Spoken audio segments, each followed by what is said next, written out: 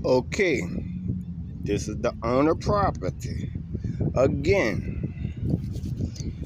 owner put post back where it belongs. Okay, just let you know. Do not have none of your River Parish people touch nothing. Don't move it out the way. It belongs there. Okay? You as a company need to stop cracking up payments with a truck. Okay?